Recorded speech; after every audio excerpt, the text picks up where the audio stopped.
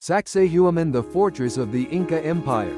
Among the many ancient sites in Peru, Sacsayhuamán remains one of the most debated and mysterious.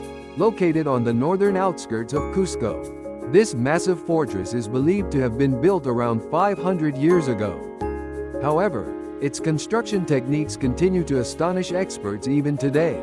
The massive stone blocks that make up Sacsayhuamán fit together with astonishing precision so tightly that even a sheet of paper cannot slip between them.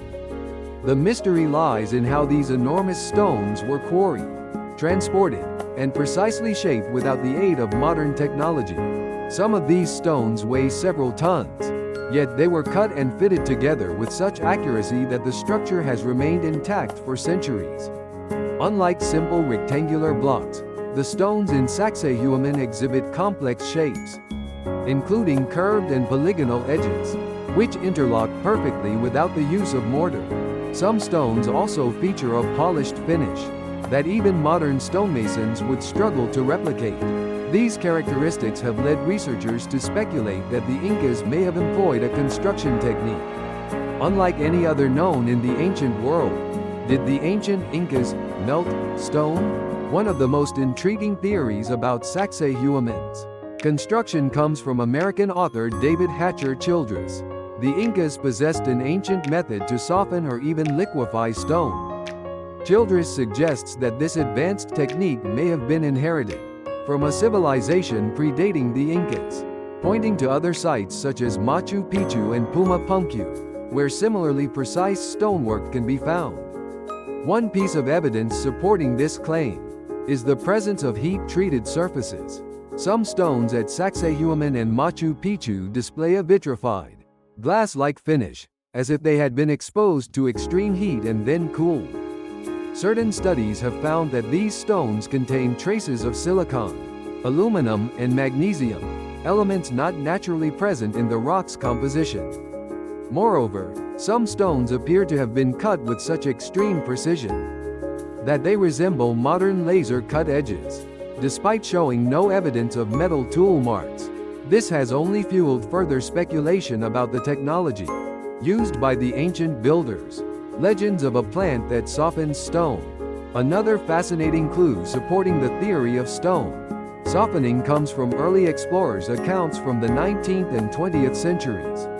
One of the most notable figures in this discussion is British explorer Percy Fawcett, who spent years exploring Peru and Bolivia's dense jungles in the early 20th century.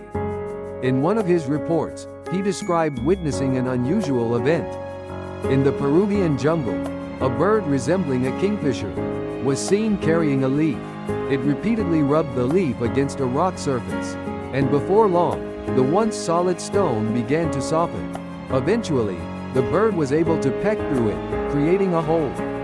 Fawcett speculated that the Incas might have known about and utilized certain plant extracts to soften stone, a theory further reinforced by later explorers, who claimed to have found ceramic jars containing mysterious liquid near Incan ruins. In 1938, Incan folklore researcher Jorge Lira documented references to a plant called yocha, which was said to be used by the Incas to make rock malleable.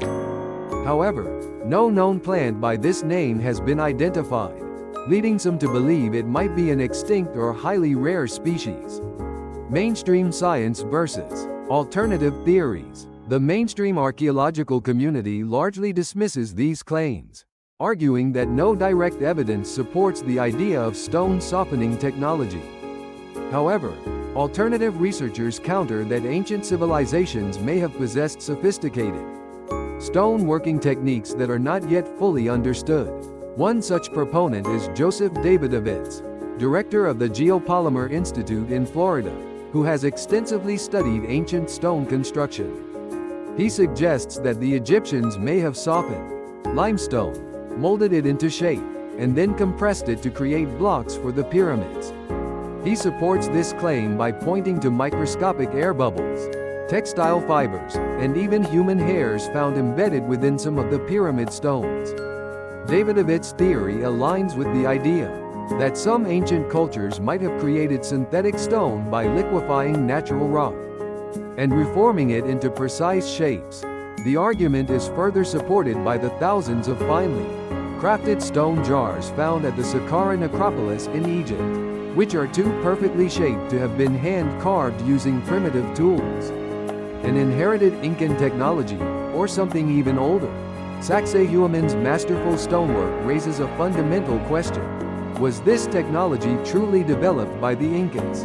Or was it inherited from a much older civilization? Mainstream history tends to depict ancient civilizations as technologically limited.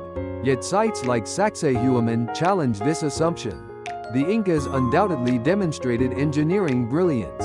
But was their knowledge built upon the ruins of an earlier, even more advanced society? Could they have rediscovered an ancient, lost technology that allowed them to manipulate stone with ease? Or are we missing an entirely different explanation for how these incredible structures were built?